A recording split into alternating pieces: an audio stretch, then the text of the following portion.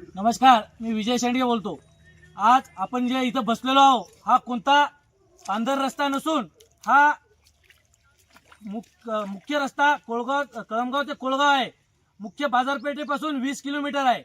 आज मालेगाव तालुक्यातील शेवटचं टोक हे गाव आहे आणि या गावाकडे लक्ष द्यायला कोणताही लोकप्रतिनिधी जसं आमदार साहेब असतील, खासदार साहेब असतील किंवा जिल्हा परिषद सदस्य असतील ते फक्त इलेक्शन पुरतं गावात येतात, मतं मागतात, मतं घेतात, पण त्यानंतर कोणीही आमच्या गावाकडे लक्ष द्यायला तयार नाही।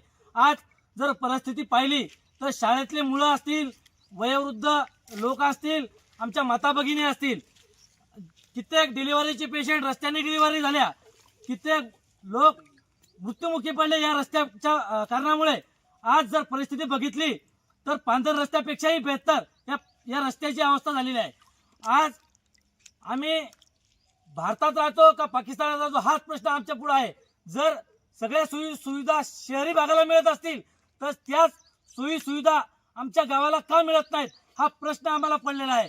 त्यामुळे आमची तुम्हा सर्वांना विनंती आहे, सर्व लोकप्रतिनिधी असतील, प्रशासन असेल, पालकमंत्री असतील, यांना आमचे हात जोडून कळकळीची विनंती आहे की आमच्या कोळगाव ते कळमगाव रस्त्याची तात्काळ दखल घेऊन आम्हाला रस्ता ताबडतोब द्यावा। कारण आम्ही गेल्या 20 वर्षापासून या रस्त्याची मागणी करत आहोत, परंतु अद्यापही कोणत्याच लोकप्रतिनिधीने आमच्या मागणीची दखल घेतली नाही। आमच्या मागणीला केराची टोपी टाकून ते आमची मागणी बगल साईट करत आहेत।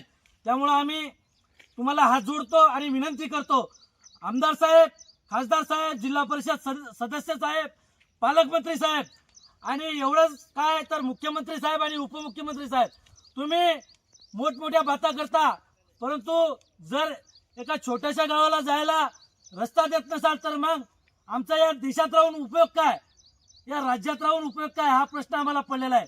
तर आमची तुम्हाला कळकळीची विनंती, आमच्या लहान लहान चिमुकले मुलं आहेत त्यांना शाळेत जायला आज अडचण येते, त्यामुळे तुम्ही तात्काळ आमचा हा रस्ता मंजूर करून आमच्या गावाला न्याय द्यावा, अन्यथा आम्ही इथून पुढे येणाऱ्या इलेक्शनमध्ये सर्व गावकरी मिळून बहिष्कार टाकू। एवढंच बोलतो आणि थांबतो। जय हिंद, जय महाराष्ट्र।